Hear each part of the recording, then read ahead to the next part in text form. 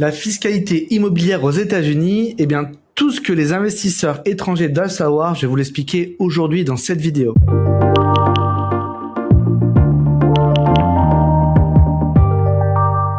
Alors bonjour à tous, je suis Julien Reynard d'Investir.us, je suis ravi de vous retrouver pour cette nouvelle vidéo. Alors aujourd'hui on va parler d'un sujet qui est pas hyper marrant mais qui est ô combien important quand on décide de faire de l'investissement immobilier et notamment aux États-Unis, c'est bien sûr la fiscalité. Alors aujourd'hui je vais vous expliquer les grands concepts en matière de fiscalité aux États-Unis, vous expliquer les principaux impôts et puis comment est-ce que vous pouvez en tirer parti vous en tant qu'investisseur étranger, quelles sont toutes les niches fiscales auxquelles vous pouvez accéder, mais également vous expliquer des manières pour optimiser vos revenus immobiliers aux États-Unis. Voilà, je vais essayer de tout revoir dans cette vidéo. Si vous ne me connaissez pas, je suis Julien Reynard d'Investir.us.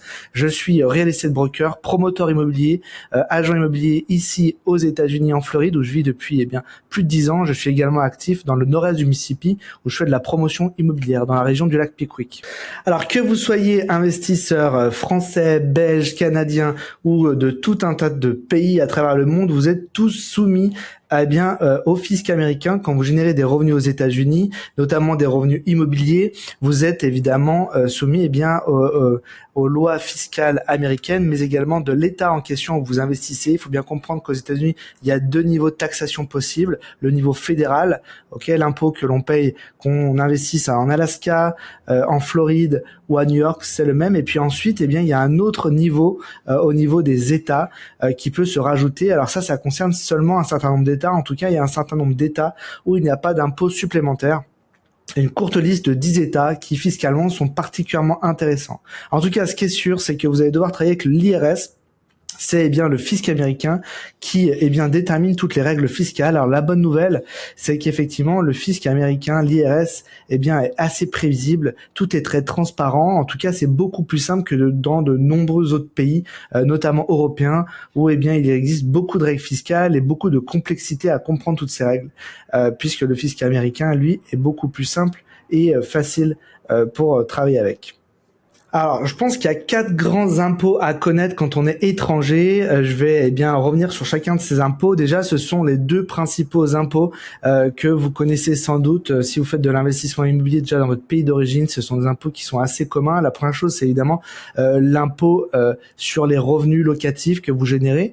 Donc, en fonction du statut que vous choisissez, ça peut être un impôt progressif si vous faites un investissement et que vous êtes taxé en nom personnel, ou si vous créez une entité juridique type une limited liability company, ça va être un impôt progressif. Il existe 9 paliers d'imposition et donc progressivement, plus vous générez de revenus, plus l'impôt sera important. Ensuite, si vous créez une corporation, une société, vous allez avoir là un impôt flat, un impôt qui est donc toujours le même, qui est actuellement de 21%.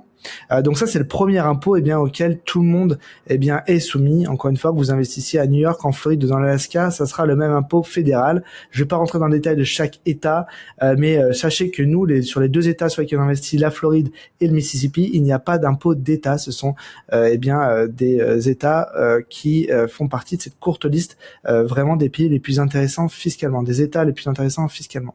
Deuxième impôt notable quand on fait l'investissement immobilier, c'est bien sûr la taxe sur le capital gain, c'est-à-dire la plus-value.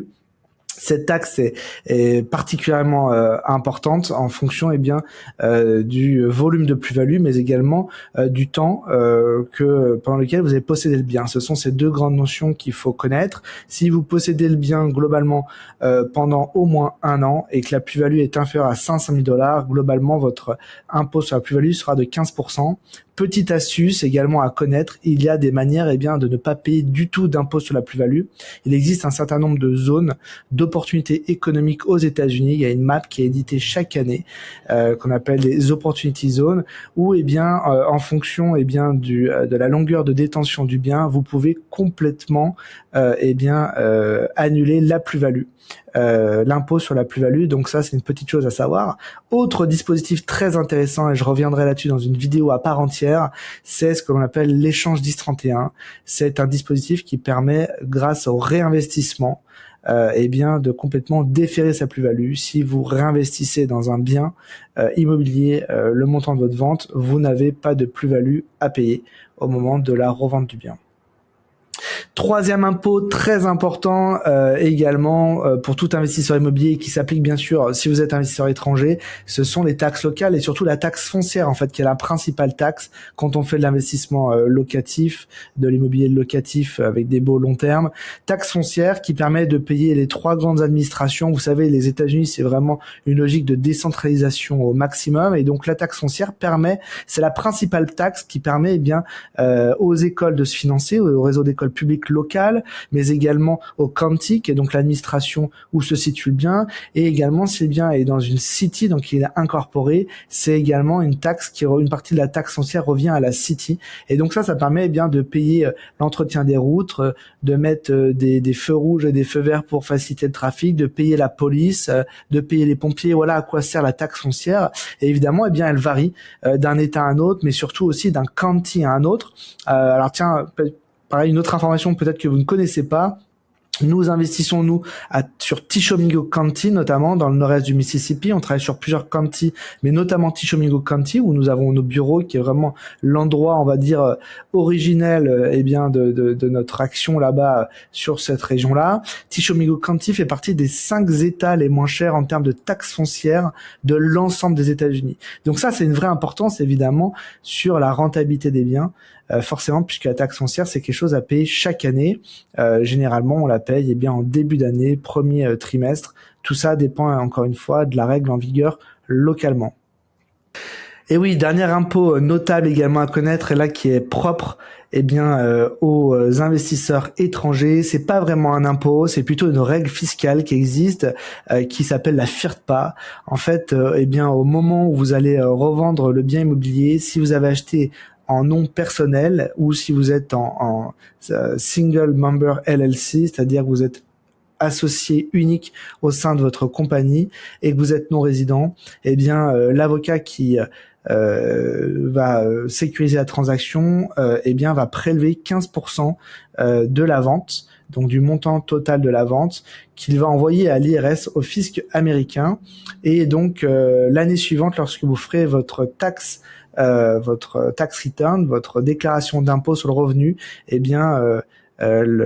globalement l'impôt sur la plus-value potentielle ou sur les revenus locatifs que générez cette année-là sera en partie déjà payé. Généralement, ce qui se passe, tout dépend des situations, mais il arrive très fréquemment que le fisc américain, l'IRS, vous renvoie un chèque parce que vous avez un trop payé. C'est pas vraiment un impôt, puisque le montant de l'imposition n'est pas supérieur si on est étranger que si on est un Américain, mais c'est simplement pour être sûr, lorsque quelqu'un revend un bien, qui paiera bien son impôt sur la plus-value, qui paiera bien tous ses impôts. C'est la vente d'un bien peut signifier souvent pour un investisseur étranger qui va quitter le pays, qui va ramener les fonds dans son pays, et donc le dernier moyen pour le fisc américain d'être bien payé, c'est de faire un prélèvement automatique pour les étrangers. Ça ne s'applique pas pour des LLC qui sont même détenus par plusieurs étrangers, ce qui correspond à beaucoup de nos clients. Donc c'est simplement qu'il faut, au moment où vous créez une entité juridique, se dire peut-être qu'il vaut mieux mettre le nom de quelqu'un d'autre avec vous, de votre épouse ou d'un enfant, et comme ça vous sortez complètement de la FIRPA, et ça vous permet de ne pas avoir ce prélèvement on va dire automatique obligatoire si vous rentrez dans le cadre de la FIRPA. Donc ça peut être évité.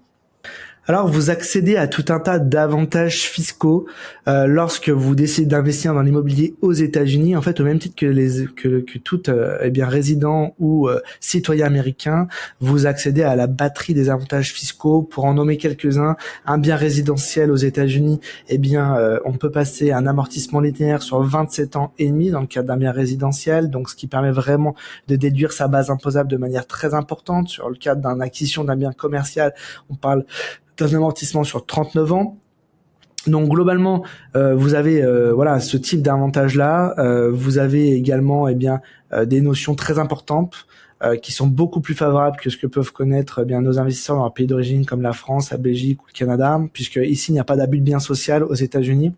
Donc avec une carte bancaire professionnelle, vous pouvez payer tous vos frais personnels. Un certain nombre d'entre eux pourront même être retenus comme une charge pour l'entreprise. Les Américains sont assez pragmatiques. Je vous donne quelques exemples. Que vous alliez au restaurant le dimanche en famille ou le lundi avec un client, vous pouvez passer 50% de votre ticket de restaurant en charge. De la même manière pour les courses que vous pouvez faire au supermarché, vous pouvez même passer une portion, un pourcentage de votre logement en frais professionnels et donc payer une partie de votre loyer ou de votre emprunt par ce biais-là. Les frais de transport sont pris à 100% en charge, donc les billets d'avion, les locations de voiture, si vous avez une lease sur un véhicule également. Donc vous avez toute une batterie d'éléments qui vous permettent vraiment de diminuer énormément votre base fiscale et en fait de vivre avec votre société pour créer le moins d'impact fiscal possible et donc le moins d'impôts à payer. Donc il y a une très grande différence effectivement lorsqu'on a un investissement immobilier ici aux États-Unis que dans son pays d'origine. C'est beaucoup plus permissif, je pense. Il y a également des avantages très importants via les accords bilatéraux qui ont été signés avec la plupart des pays dont sont ici nos clients, et peut-être que ça vous concerne. Il y a un accord bilatéral entre la France et les États-Unis, entre la Belgique et les États-Unis, entre le Canada et les États-Unis, la Suisse et les États-Unis, qui permet d'éviter la double imposition. Donc ça, c'est assez notable, puisqu'en fait, l'impôt que vous payez déjà aux États-Unis, vient en crédit de l'impôt que vous pouvez payer en France. Il y a différents types de calculs qui existent en fonction de du pays dont vous êtes résident, mais c'est assez intéressant.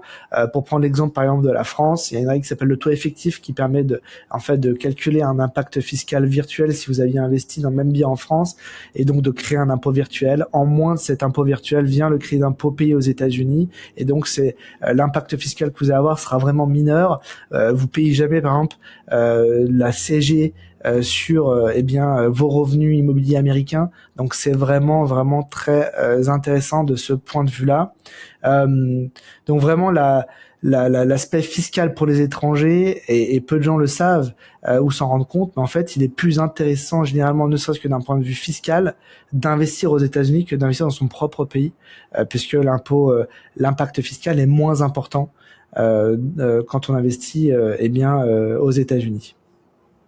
Alors ma recommandation pour structurer son investissement et optimiser ses revenus aux États-Unis, souvent ça passe par la mise en place d'une entité juridique. Alors la plupart de nos clients mettent en place une limited liability company, qui est le type de structure le plus simple à mettre en place, le plus flexible. Mais ça, effectivement, ça permet vraiment d'optimiser ses revenus américains. Comme je vous disais, il y a tout un tas de règles fiscales qui permettent de vraiment déduire énormément de frais dans le cadre de sa société, et donc de passer beaucoup de charges. Comme je l'expliquais plus tôt, il n'y a pas d'abus de bien social aux États-Unis. Dans ce cadre-là, c'est très intéressant. Parfois, pour certains clients qui ont du capital disponible en société, il est judicieux de faire un montage holding filiale en utilisant la société étrangère comme une holding et la société américaine qui est mise en place comme une filiale.